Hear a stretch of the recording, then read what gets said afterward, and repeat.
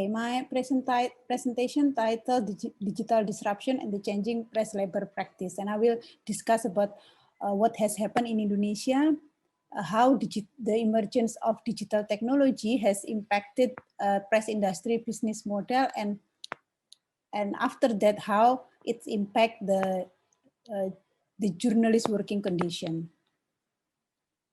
First of all, we need to highlight what's the changing that has been caused by digital technology. Yeah. Digital technology is just not just a new technology present doing things for us, which is, I mean, like faster and better for us, but it's from the media perspective, we need to understand that with the emergence of digital media technology, especially the social media, we can see that there is the changing in digital advertisement spending. Yeah, many advertisement now are go through online media. Yeah, especially to Google and Facebook. This is the recent study from Visual Capitalist. Yeah, explaining that 57.6% of digital advertising go to Google and Facebook, and the rest are shared for many media companies in the world. Yeah. And the result of this situation is that we are now seeing media industry, especially press industry, struggle to survive. Yeah, we can go through news how newspaper in UK. Many of them has been closed, yeah, in the last decade. Also in Australia, yeah. The detail. Wait a second. Cannot remember the number. Wait a second. Oops. So in the US, since 2004, about 1,800 local papers have closed or merged. Yeah? And studies show that this is because internet advertising destroying the traditional business model, and also readers having changing reading habit today. Yeah? They move toward online news, more free news. And also in Australia, between 2008 and 2018, yeah, 106 local and regional newspaper title closed across Australia as the result of this the changing in digital advertising spending. How about in Indonesia? I cannot find data about this. Try to find data about the number of newspaper closed in Indonesia. But if you daily go through news in Indonesia, you will come across news about how Jawa Post Group has declared early retirement, yeah, for their journalists. Like if you are reaching 40 years old, you have to retire. 40 years old. I'm now like 41, so I think 40 years old is still a productive age. But for the Jawa Post Group, if you reach 40 years old, then you need to do early retirement. Also, recently we heard that the Jakarta Post, there is an issue that the Jawa Post, Jakarta Post is closed. Yeah. So we heard that news, but there has been any scientific study on how actually the development of digital technology impacted the Indonesian media industry. So so what we need to understand is that development in communication technology impacted our society. So there is a changing media habit among our society, and this impacted advertising spending. So advertisers know that people are now access more and more online media, so they spend their advertising budget on online media, on social media, and it has impact on the press industry, impacted on how the news is produced and how the news is distributed. Today we are going to focus on this aspect, yeah, the news production in the press industry, how press industry harness the digital technology by developing citizen journalism platform or citizen journalism sites.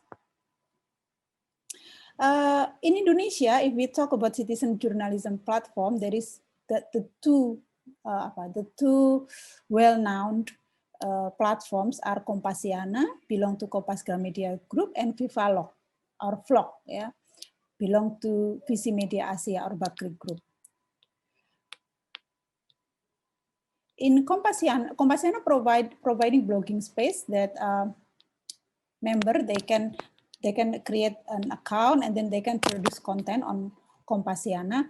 As for Vivalog, they have different methods. So they arrange a particular digital code for bloggers to insert this code in their blogging site so that their blogging site will be connected into Vivalog.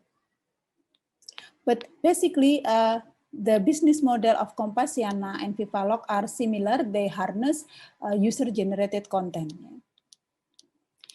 So here is Kompasiana belong to Kompas Gramedia Group, yeah, and Vivalog belong to Visimedia Asia or Bakri Groups. And we know that both company are among Indonesian biggest conglomeration, media conglomeration.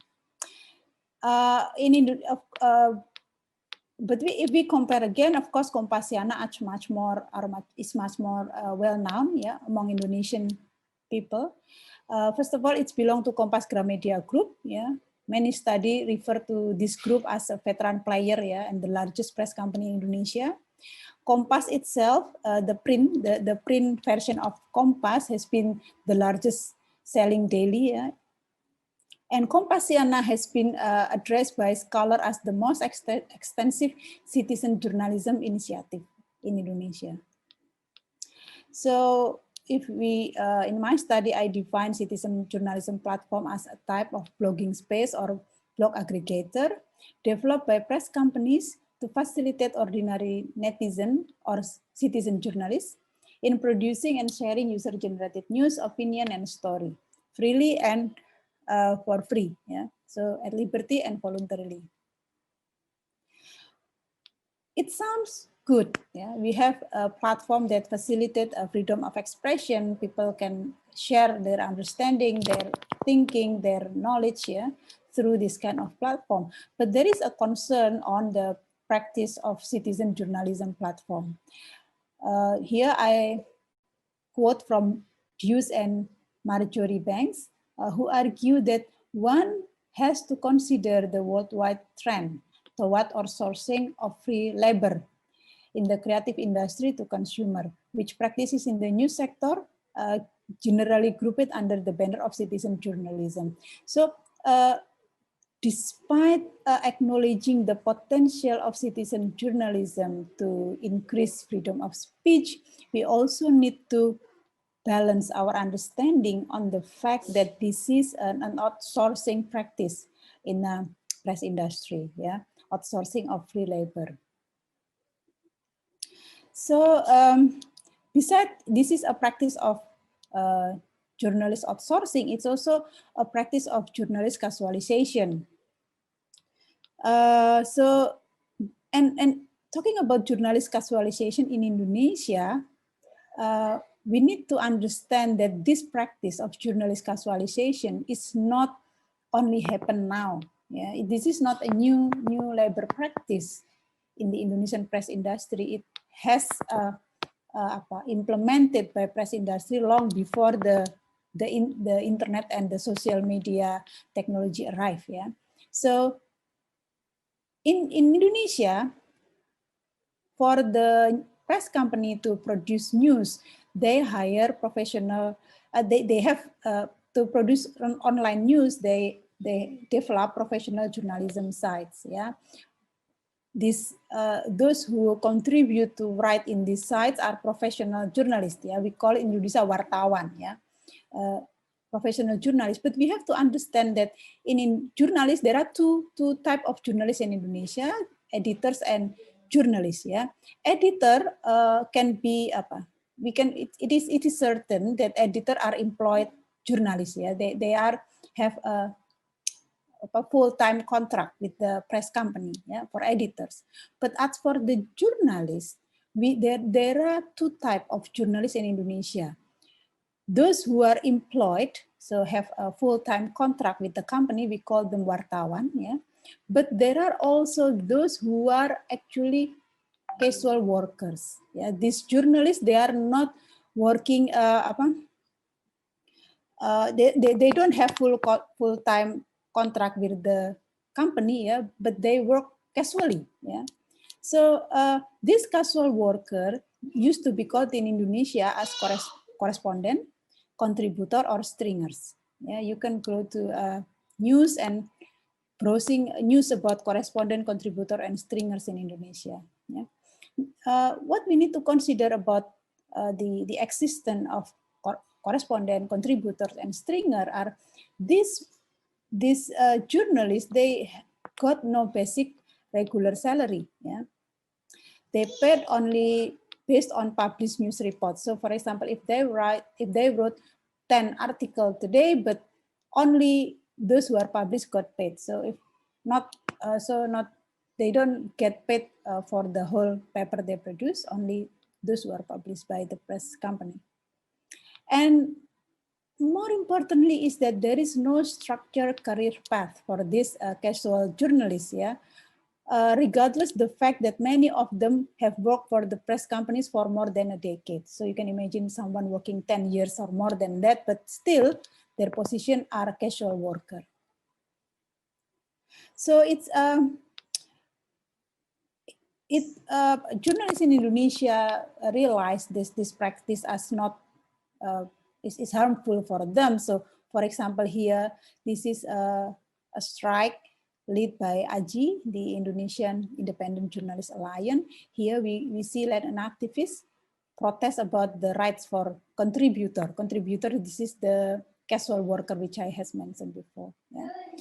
Also, strong criticism has been addressed by the press council, press organization, and even the parliament concerning the fact that correspondent, contributor, stringer have been paid below the minimum wage standard.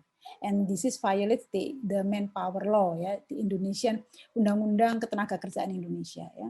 So the practice of journalist casualization has in a past, I mean, like before the emergence of digital technology has been criticized. Yeah, actually. Now we are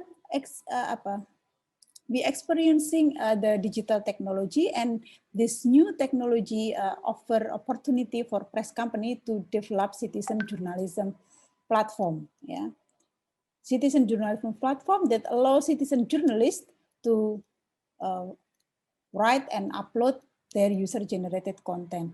Here, we need to understand that citizen journalists or bloggers or Kompasianer, yeah, those who write for Kompasiana, Vivalog, those who produce user-generated content, they are casual worker. Yeah. Their position is actually casual worker because they only get paid when their their article like hit a significant amount of readers. Yeah, so like if there is a significant click, yeah, for that article, then they get paid for that.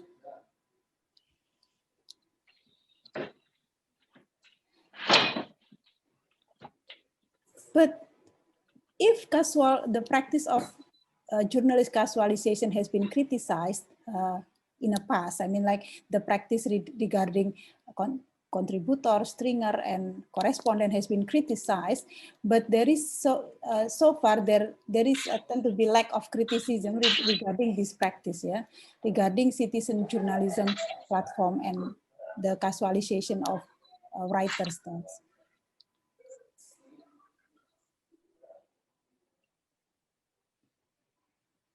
Okay, so why we need to concern about labor casualization and outsourcing? Yeah.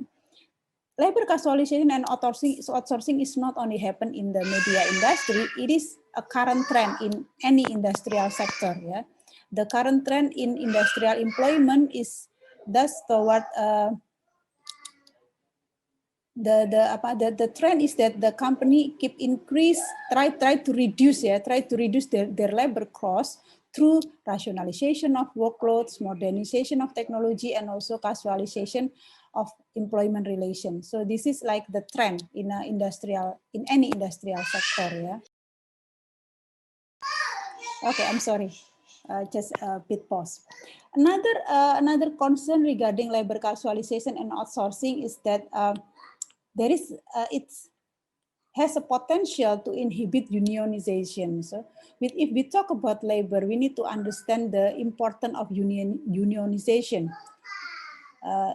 In Indonesia, we call it serikat pekerja, ya, unionization, serikat pekerja. That's very important, ya, because only by united, being through union, labor can demand their better working condition to the employer, because employer have a significant economic power. The only way for labor to be able to deliver their demand is through their number. Yeah, so this is important for labor to develop union. Yeah. But the thing is, in many cases, employer adopt particular labor strategies such as subcontracting, casualization, and contract labor, which partly undercut unions or unionization drive. Yeah, because if you work casual worker, they are not gather intensively with other worker, so it's difficult for them to talk, to discuss, and then create a union. Yeah. Also subcontracting worker, because their working term is very short, so they don't have a long it's difficult for them to develop bond with other workers. So this kind of labor strategy tend to inhibit unionization, which in turn will harmful to the labor themselves. Okay, concerning having those understanding about how digital technology impacted the press industry, how we now experience citizen journalism platform, the benefit and also the disadvantage of this platform, we have considered that. Now the question is why there are people who are willing, yeah, to supply this platform with content. That's the question of my study. Yeah? So I conducted focus group discussion to understand what motivates, yeah, bloggers or citizen journalists to supply this company with content, yeah, with their content. Yeah, most of them supply the press company with this content for free, yeah, without getting any economic benefit. Yeah, only some of them manage to earn money from that.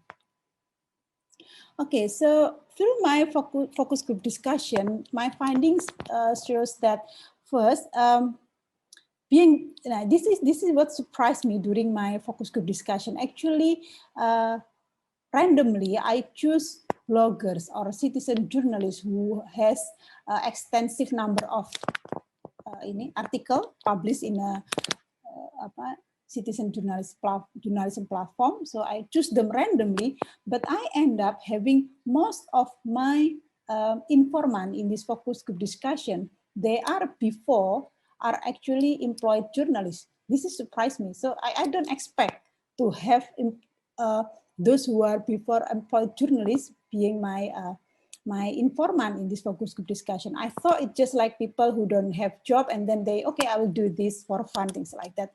But it surprised me because most of them in my focus group discussion said that we are before journalists. Yeah, they are not correspondent, stringer, or contributor, not casual journalists. They are employed journalists. So they are wartawan. Yeah, so they quit the press industry by their will. Yeah, without pressure, they choose to leave the press industry. So then I interviewed them. Why? What make you? What forced you to take this decision, yeah, to quit the press industry in Indonesia? For example, my first, my informant here said that being a employed journalist, being wartawan in Indonesia, require totality, yeah, totality, especially in terms of time, yeah, and this is the hardest part of it, yeah. So being journalist in Indonesia, if you are being journalist in Indonesia, you cannot go home like before 11 at night, yeah. Because if you are a journalist and you go home like at 9 o'clock p.m., then you will be considered as not an idealistic journalist. Yeah. So this is so common among these journalists that before, as employed journalists, they work until 11 p.m. at night or 12 p.m. Yeah. So if they go home before that, it's look weird among their colleagues. Yeah? So that's why I give up, he said. But he said like, I give up in terms of like, he put like question mark there, that give up being employed journalist, but doesn't give up doing writing. Yeah, that's what he meant. And also because he think that his priority is family. Yeah. So having this working condition every day, need to stay in the office until very late night, it's not good for his family. And then that's another consideration. Yeah, even though he said it is very hard for me to take that decision, because he win like the has been awarded as the best young journalist. Yeah, at that time. So it's he's has an achievement as an employed journalist, and then he decided to quit. It's not an easy decision for him. Another reason, this is supported by other respondents who said that by being blogger or citizen journalist, they have more flexibility of working places and flexibility of working hours. Yeah, because by being citizen journalists or bloggers, they keep writing, but they can write at home. Yeah, they can write at the time which they think they can manage the time. Yeah, so they can manage the time for their family and also for the work. This journalist also said that their passion of writing is a factor that make them to become blogger or citizen journalist. Yeah, so this is very clear during the focus group discussion, how these people, they really love writing. Yeah, many times they say that because I want to write, I need to write. They love writing. They said that I have passion. I think this is my passion to write. Yeah, so these people are those who have passion in writing, and they think that citizen journalism platform facilitate this. Yeah, facilitate their passion. Another thing to consider is that these people are those who uphold the freedom of writing. Yeah, they said that online journalism, citizen journalism platform are much more flexible. Yeah, they flexible in terms of this writer, they can decide what they want to write. Yeah, so one of my respondents explained that at that time they being employed journalists, they often in disagreement with the editor. For example, the editor want them to write about this issue, but they as journalists, they have idealism and they think I need to write about this issue, but because their interest and the editor interests are different, then they need to give up their interest. That's what happened before. But being a citizen journalist, they find more flexibility. Yeah, they find freedom for writing any topic to write, and the style, if also the style of writing. Yeah, and I think we can relate this with the fact that many media company in Indonesia have political affiliation. This is also things that this writer consider. They think that make us not idealist anymore. We are not neutral at that time, because the editor policy directed them to write something that different from their interests.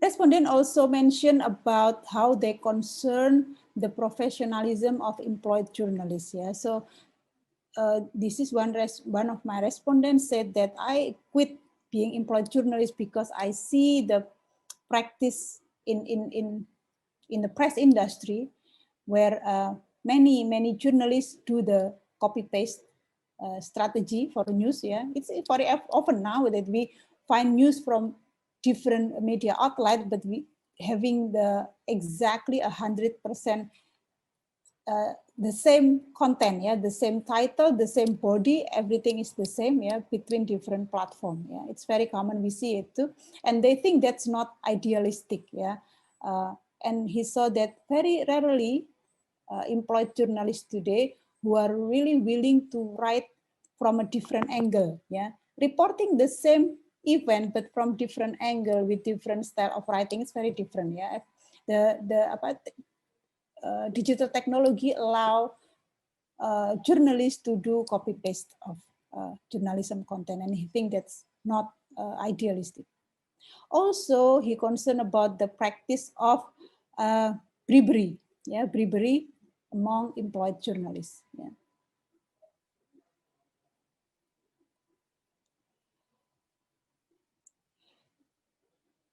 Another finding says that these people, they quit being employed journalists because being employed journalists means that they should become simultaneously sales promotion staff. Yeah, so there is a demand from press company in Indonesia. It has been like a common among press company in Indonesia that journalists should also achieve target to in finding advertising, yeah, in offering advertisement space, yeah, to companies, and these people think this is actually against the journalism code of ethics, because journalism should not take money, yeah, from the news source, yeah, but because they need also to find to gather advertisement revenue for the company, so that their work also involving accepting money from news source. So they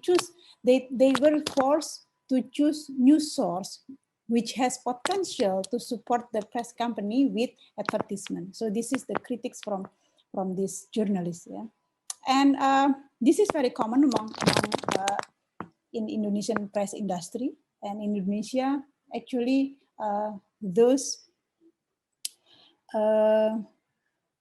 idealist journalists, they say that we should stay away from this ring of fire. They say in Indonesia they call it the ring of fire, to to mix between journalism and the economic interest of the company. Another critics from these bloggers to press company is that when they were journalists, employed journalists, yeah, in media company, they are forced to entertain too, yeah. And I think this is related to the issue of converge newsroom, yeah, where now journalists cannot only specialize in print journalism or online journalism or broadcasting journalism, but they have to be able to master all of those skills, yeah. And this is for them, this is a burden which is too much, especially if they were forced to entertain, especially in radio, yeah, in radio company. So many he said that my friends in radio company now, they don't want to work in a radio company anymore, because the owner like shifted the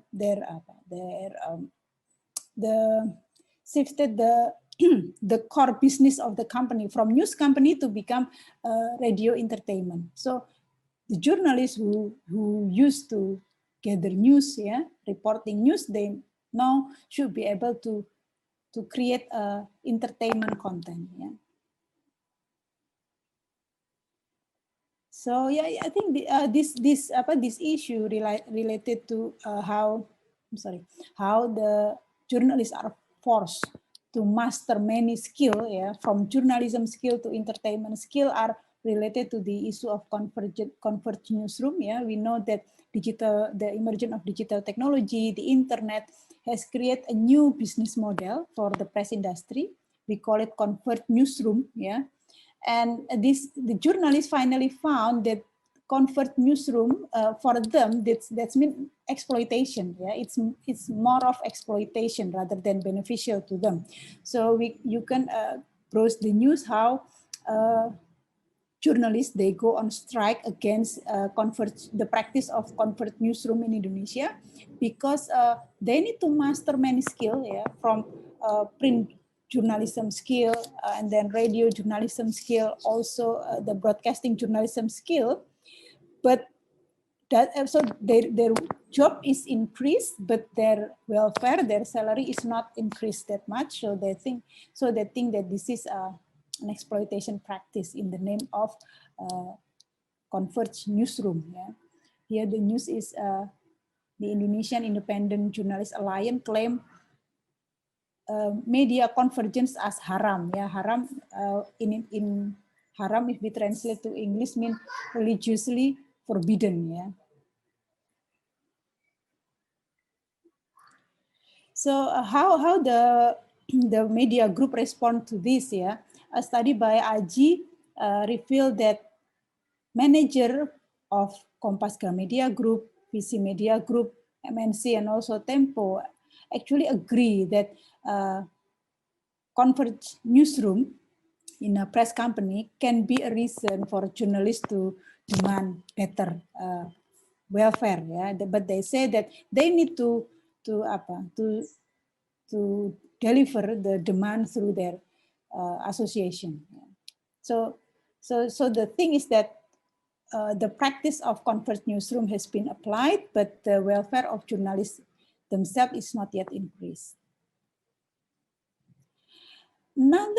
This is related then to the next finding, that this respondent claim that being bloggers for a better income. Yeah? So they think that quitting employed journal, being quit from press company doesn't mean that their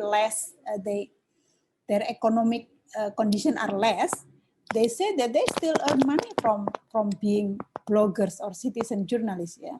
So this is one of my respondents said that, honestly, I write in a blogging site for price hunting, yeah, as a price hunting, because we know that the blogging site like Kompasiana, Vivalog, they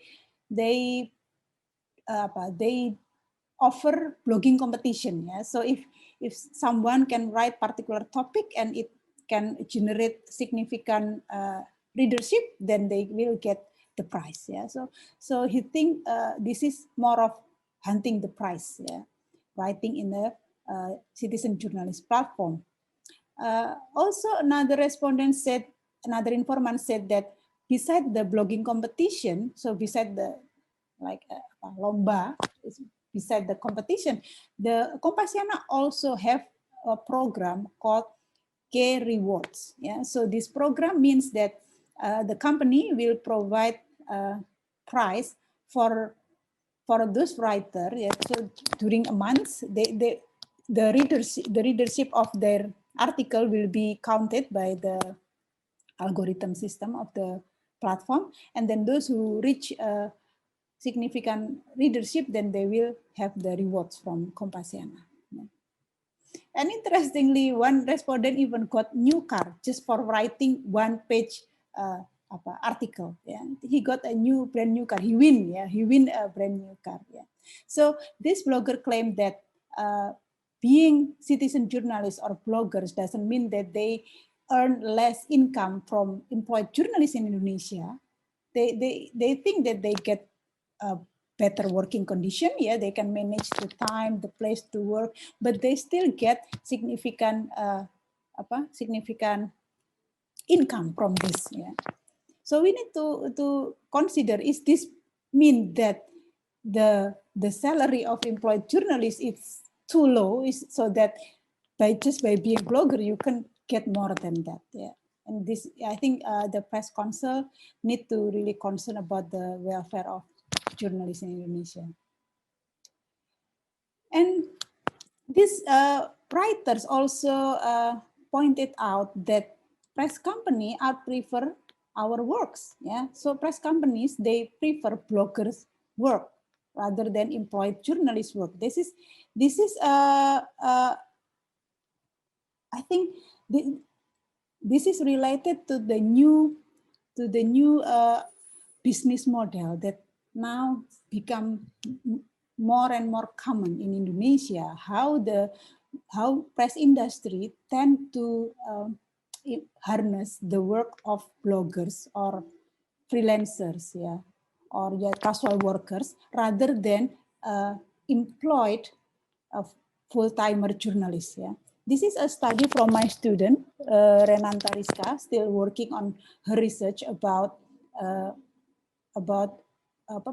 press industry in Indonesia. Hello, Rizka. I think Rizka is among the audience. Yeah, so I quote the work from Rizka here. This is an example of a new media outlet in Indonesia. It's belong to a conglomeration in Indonesia, yeah. So actually, it's belong to very big company, but if we see the structure of the industry, it's become very slim, yeah. So the news platform called mindmind.id, and there is one chief editor there, 3 editor, and then one full-timer journalist, and the rest of the content are from freelancer. Yeah, so you can imagine, like, this is a very worrying business structure, right? Become new trend in Indonesia. How press company employed less and less full-timer journalists. Yeah, but so far I haven't came across any concern from the press industry, from the press council regarding this. Yeah, so there is like concern about what it may impact on our democracy if the content of the news relied only from one full-timer journalist and more on freelancer or blogger or citizen journalist. Yeah. So by developing this business structure, the company managed to publish 15 to 20 articles per day. Yeah. Only with one employed journalist and 3 editors, the rest are freelancer. Finally, from blogging community to union. So this writer, they have a community, yeah. So when I ask them, is it a community or a union? And then the response I got is that they don't really understand what I mean by union, by labor union, because basically they don't think that they are labor. Yeah. So my respondent here said that what do you mean by labor? Because if we are considered as labor, those labor who often go on strike during the May Day, the Labor Day, they said that we are not those labor. So these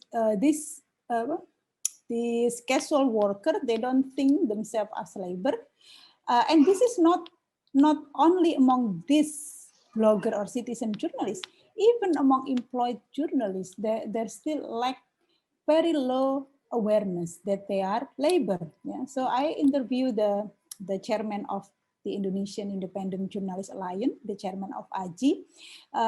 He is struggling to raise an awareness among employed journalists, full-timer journalists, that they are labor, that they have rights to obtain labor rights as mentioned in the Indonesian Manpower Law. But because the meaning of labor in Indonesia, it's so rather negative, yeah, rather negative, have derogatory meaning, like labor are those people with low education, like in that kind of social status, low social status. So people tend to reject the labor, yeah.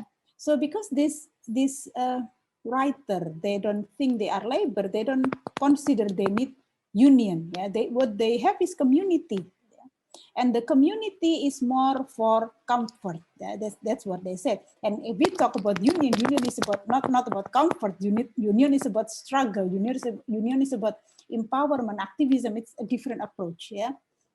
So I think there's still a far from blogging community to become union. There is still far way to go. Yeah, and when AJI Surabaya actually announced that they accept citizen journalists, bloggers to become their member, AJI will acknowledge them as journalists, but this blogger, this writer, they said that, oh no, we don't want to be part of AJI.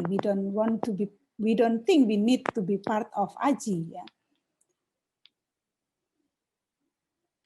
So this show lack of understanding among these bloggers that actually they need to understand that any press company, they are capitalist, any press company are a capitalistic capitalism system. Yeah. So because this company have the capital and they need to generate profit. Yeah. And under any capitalism system, there is labor needs to struggle to establish union, yeah, so that they can demand a better working condition. Yeah. But on the other hand, of course, the capitalist, the owner of the company will try to inhibit, yeah, will try to prevent the emergence of union. Yeah.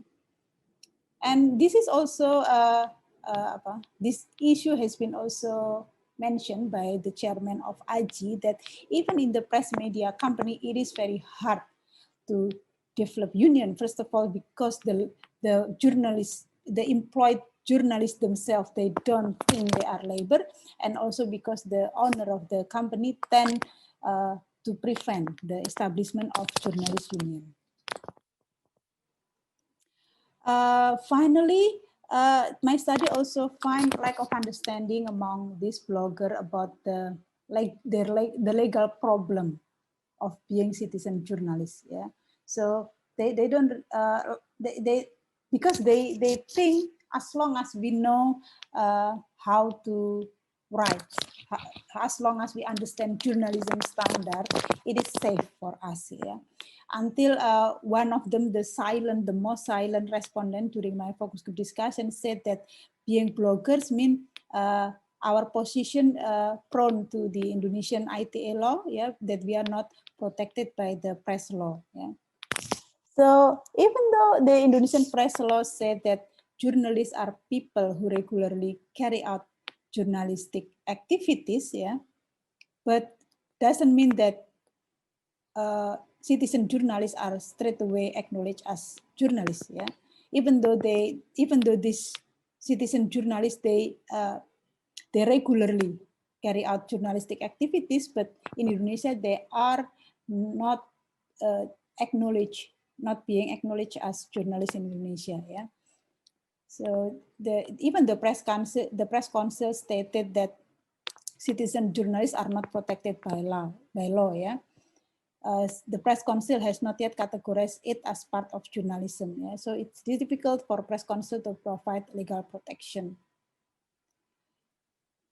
And on the other hand, the press company itself, the policy of the press company tend to like